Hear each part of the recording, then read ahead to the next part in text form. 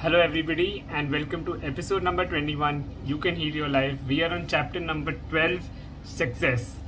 As I was saying last time, these are very short chapters, and today's chapter is about understanding what is success versus failure. Now, a lot of times we understand failure to be looking at something that did not turn out the way we wanted it to be or the way we were hoping, and we label it as failure. But the question is, was it a failure or was it an experience?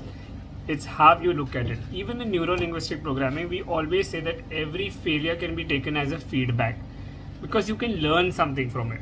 So the question is, if you have pictured something to be absolutely perfect, to be absolutely ideal, and maybe things did not work that way, the question is, what are you going to take from it?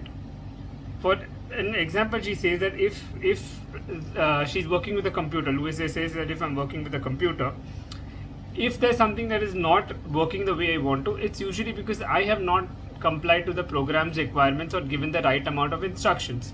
So the same way, maybe things that you are going in your life and you think they're not going in the best way possible, the question is, are you asking yourself that try again and you will succeed, but are you doing the same thing over and over again expecting different results? Well, then that's insanity. Every time you do something and you don't get the results, the question is, what did you learn from it, and how can you try something else or move forward in another direction with the objective that this is what you want the end result to be.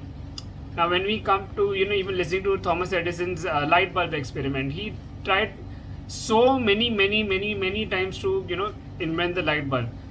It was at the end that he was able to do it. So it wasn't that he gave up on his dream. He just realized that maybe he needed to change an approach. So the same way, if you want to achieve a dream and you think something is not working, the question is, are you focusing on the solution and trying to find possible options for it, or are you only focusing on the problem? Secondly, if you think that you want to achieve something, you also need to kind of understand where you are and where you want to reach. For example, a small child takes his first baby step and we encourage the child to take a next step. We don't expect the child to start running a marathon, do we?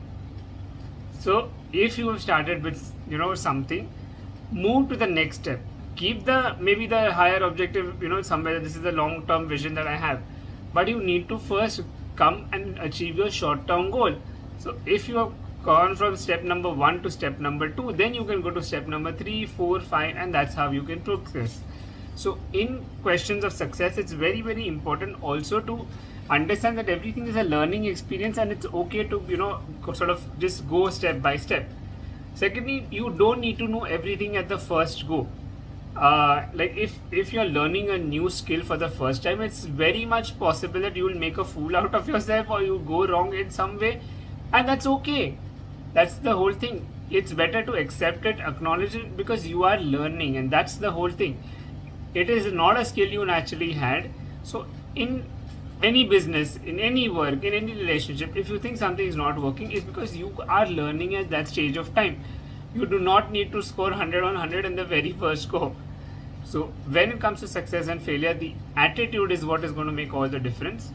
So accept that you can move towards your goals, identify what you think went wrong, have the positive belief that yes, I can move towards something positive, and plant the seed of success in your mind. Okay, believe that it is possible. We've always been talking so far about having self-belief and looking forward. Some success affirmations that you can start using from today. Everything I touch is success. Divine intelligence guides me with all the ideas that I can use. I establish a new awareness of success. I am a magnet for divine prosperity and success. Golden opportunities are everywhere for me. I move into the winning circle. Take any of these affirmations, keep repeating them, use the mirror work, use positive language, believe it, and you will start seeing changes in your life. Alright, so once you start accepting it in words, that's when the changes will occur. So until then, see you next time.